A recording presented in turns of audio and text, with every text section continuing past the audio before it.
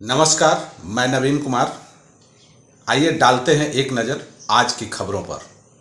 भाकपा माले के नेताओं और कार्यकर्ताओं ने बिहटा मनेर प्रखंड पर किया प्रदर्शन। कई सूत्री मांगों को लेकर भाकपा माले के नेताओं ने बिहटा मनेर प्रखंड कार्यालय परिसर में प्रदर्शन किया। प्रदर्शन का नेतृत्व कर रहे कार्यकर्ताओं नेताओं ने कहा कि सरकार गरीबों पर विशेष ध्यान नहीं दे रही है। करीब 94 लाख परिवार की मासिक आय महज 6,000 से भी कम है। उन लोगों के जीवन स्तर बढ़ाने के लिए मुख्यमंत्री नीतीश कुमार ने ऐसे परिवारों को 2 लाख रुपए अनुदान देने की घोषणा की थी, लेकिन आज तक नहीं हो सका। भूमिहीन को 5 डेसिमल जमीन एवं गरीब परिवारों को पक्का मकान देने का वादा किया था, जो कि पूरा नहीं किया जा सका। बाढ़ से बर्बाद किसानों के फसल के क्षति मुआवजा तो दूर तक नजर नहीं आ रहा है।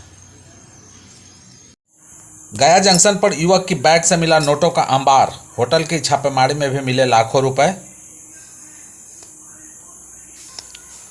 आरपीएफ की टीम ने बिहार के गया जंक्शन से एक युवक को करीब 53 लाख रुपयों के साथ गिरफ्तार किया है।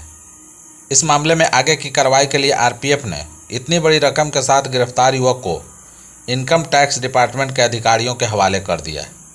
आगे इस मामले की जांच अब आयकर विभाग की टीम कर रही है। आरपीएफ इंस्पेक्टर अजय प्रकाश ने बताया कि नोटों के बंडल के साथ गिरफ्तार युवक की पहचान पूर्वी सिंहभूम जिले के मोहलिया गांव के रहने वाले सुमित कुमार अग्रवाल के रूप में की गई है। पटना के इन 7 नई जगहों पर बनेंगे फुट ओवर ब्रिज, 3 पर लगाए जाएंगे लिफ्ट।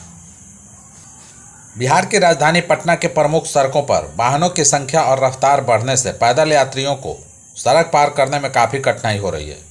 इससे दुर्घटना की आशंका बनी रहती है। इसके देखते हुए राज्य सरकार ने शहर में 7 नई जगहों पर फुट ओवर ब्रिज के निर्माण की प्रक्रिया शुरू की है। साथ ही 3 फुट ओवर ब्रिज पर लिफ्ट लगाने का भी निर्णय लिया गया है। इन योजनाओं पर करीब 20 करोड़ रुपए की लागत आएगी। इसकी जिम्मेवारी पथ निर्माण विभाग को सौंपी गई है। विभाग ने बेली रोड में तारामंडल, पटना जू व पुनाईचक मोड़, कंकरबाग में भूतनाथ मोड़ और दानापुर में संत कैरस स्कूल के पास एफओबी के निर्माण की निविदा जारी की है। वहीं पथ निर्माण विभाग ने असियाना पाटलिपुत्र रोड में नाला किनारे double metal beam crash barrier लगाने का निर्णय लिया है। इस पर करीब 1.10 करोड़ रुपए खर्च होंगे। अधिकारियों के मुताबिक double metal beam crash barrier सड़कों पर सुरक्षा अवरोधक होता है। इनका मकसद वाहनों को सड़क से बाहर निकालने या किनारों के खतरों से टकराने से रोकना होता है। यह वाहनों के टकराने से होने वाले झटकों को अवशोषित करने के लिए बनाया जाता है। इन बैरियर को लगाना और रख रखाव करना आसान होता है। 50 से अधिक बालू माफिया की लिस्ट तैयार। आरा, गया, पटना से लिए गए नाम। तरी पार करने की तैयारी। प्रदेश के बालू माफियाओं की आर्थिक गतिविधियों पर अंकुश लगाने के लिए इनके खिलाफ 3 तरफा कार्रवाई हो रही है। एक और बिहार पुलिस खान एवं भूतत्व विभाग के साथ मिलकर अवैध बालू गिट्टी के कारोबार पर अंकुश के लिए अपनी कार्रवाई को अंजाम दे रही है। वहीं दूसरी ओर ईडी और आर्थिक अपराध इकाई भी बालू माफिया के खिलाफ अपनी गतिविधियां तेजी से बढ़ा रही है। इसी कड़ी में अब दर्जन भर जिलों के बालू माफिया को तरी पार या जिला बदर करने की योजना बन रही है। उत्तर बिहार में बाढ़ ने मचाई तबाही। 50 से ज़्यादा सड़कें ध्वस्त। टाइगर रिजर्व से निकले जानवर और हुई बत्ती गुल। उत्तर बिहार में नदियां भारी तबाही मचा रही है। पानी के दबाव से 50 से अधिक सड़कें ध्वस्त हो गई हैं। सीतामढ़ी के बेलसंड में, बागमती और पश्चिम चंपारण के बगहा में गंडक का तटबंध टूट गया है। एनएच पर 1.5 से 2 फीट पानी बह रहा है। वाल्मीकि टाइगर रिजर्व में पानी भर गया है। जंगली जानवर बहकर रिहायशी इलाके में आ रहे हैं। लाखों लोगों के घरों में पानी घुस गया है। बगहा शहर में आधा दर्जन वार्डों में गंडक का पानी भर गया है।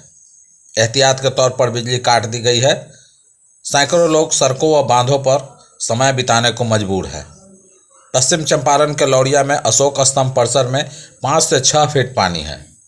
उत्तर बिहार के लाखों लोग बाढ़ से त्राहिमाम कर रहे हैं। गंडक, कोसी, कमला, बागमती, सिकरहरना आदि तमाम नदियां खतरे के निशान से ऊपर बह रही है। लालू परिवार ने बेहद कम पैसे में खरीदी थी अमित कात्याल की कंपनी। ईडी ने अपनी चार्जशीट में किया बड़ा दावा। जमीन के बदले नौकरी मामले में लालू प्रसाद यादव और उनके बेटे और बिहार के पूर्व उप मुख्यमंत्री तेजस्वी यादव की मुसीबतें बढ़ सकती है। ईडी ने अपने आरोप पत्र में दावा किया है कि व्यवसायी अमित कात्याल ने अपनी कंपनी को बेहद कम पैसे में बिहार के पूर्व मुख्यमंत्री राबड़ी देवी और उनके बेटे तेजस्वी यादव को बेच दिया था। ईडी ने दावा किया है कि व्यवसायी अमित कात्याल की कंपनी एके इन्फोसिस्टम प्राइवेट लिमिटेड बिहार के पूर्व मुख्यमंत्री राबड़ी देवी और उनके बेटे तेजस्वी यादव ने 2014 में मात्र 1 लाख का भुगतान करके अपने कब्जे में ले लिया था, लेकिन इस फर्म की संपत्ति की कीमत 63 करोड़ थी। अमित कात्याल को ईडी ने नवंबर 2023 में गिरफ्तार किया था और दिल्ली उच्च न्यायालय ने उन्हें 17 सितंबर को अंतरिम जमानत दे दी थी। किसने रोका है? सीएम योगी की बात पर भड़क गए सचिन पायलट।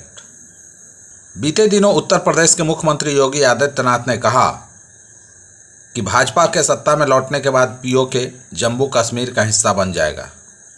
उनके इस बयान पर राजस्थान के पूर्व उप मुख्यमंत्री सचिन पायलट का रिएक्शन सामने आया है। उन्होंने कहा कि मुझे हैरानी है कि एक राज्य के मुख्यमंत्री ठीक चुनाव के दौरान यह बयान दे रहे हैं। वे पिछले 10 साल से सत्ता में हैं। मैं आपको याद दिला दूं कि संसद ने पहली बार 1994 में पीओ को वापस लेने का एक प्रस्ताव सर्वसम्मति से पारित किया था और तब कांग्रेस की सरकार थी। हम सत्ता में थे और हमने संसद के जरिए यह प्रयास किया था। उन्होंने कहा कि भाजपा 10 साल से सत्ता में है, 10 साल तक उसके पास पूर्ण बहुमत रहा। उन्हें यह कदम उठाने से किसने रोका? अनुच्छेद 370 को लेकर भाजपा द्वारा कांग्रेस पर निशाना साधे जाने पर कांग्रेस के प्रदेश का विशेष दर्जा बहाल करने के दावे के बारे में पूछे जाने पर पूर्व केंद्रीय मंत्री ने कहा कि मुझे लगता है कि ये सभी चुनावी भाषण हैं और कांग्रेस का रुख बहुत स्पष्ट है कि जैसे ही हमें जनादेश मिलता है और हम गठबंधन की सरकार बनाएंगे तो सबसे पहले हम जम्मू कश्मीर का पूर्ण राज्य का दर्जा बहाल करेंगे। तरियानी और बेलसंड में बागमती का तटबंध टूटने से सीतामढ़ी शिवहर में मचा हाहाकार, बगहा में इंजीनियर सस्पेंड। नेपाल में लगातार भारी बारिश के कारण कोसी और गंडक समेत प्रदेश की कई नदियां बेहद आक्रामक हो गई है और इससे तटबंधों पर खतरा बढ़ गया है। रिकॉर्ड जलस्राव की वजह से बगहा में गंडक और सीतामढ़ी के बेलसंड में बागमती तथा शिवहर के तरियानी छपड़ा में बागमती का तटबंध टूट गया। रुन्नी सैदपुर में 2 जगहों पर तटबंध ध्वस्त हो गया। इससे तीनों जिलों के बड़े इलाके में बाढ़ का पानी फैल गया है और दर्जनों गांवों की हजारों की आबादी प्रभावित हुई है। जल संसाधन विभाग दोनों तटबंधों के युद्ध स्तर पर मरम्मत में जुटा है। हालांकि गंडक तटबंध के क्षतिग्रस्त होने से नाराज विभाग ने बगहा के बाढ़ नियंत्रण प्रमंडल के कार्यपालक अभियंता निशिकांत कुमार को तत्काल प्रभाव से निलंबित कर दिया है। उन पर जिला प्रशासन से उचित समन्वय नहीं बनाने का आरोप है। पटना के 507 नालों की 15 पैरामीटरों पर होगी जांच। गंगा को गंदे पानी से बचाने का है प्लान। बिहार राज्य प्रदूषण नियंत्रण परिषद पटना शहर के सभी नालों के पानी की जांच 1 अक्टूबर से शुरू करेगा। जांच 15 सितंबर से होनी थी, लेकिन गंगा के बढ़े हुए जलस्तर के कारण इसे स्थगित कर दिया गया था। कुल 507 नालों की जांच पूरी होने और उसकी रिपोर्ट आने में 2 वर्ष का समय लगेगा। जांच बोर्ड की प्रोजेक्ट मॉनिटरिंग यूनिट करेगी। टीम में 13 कर्मी शामिल हैं।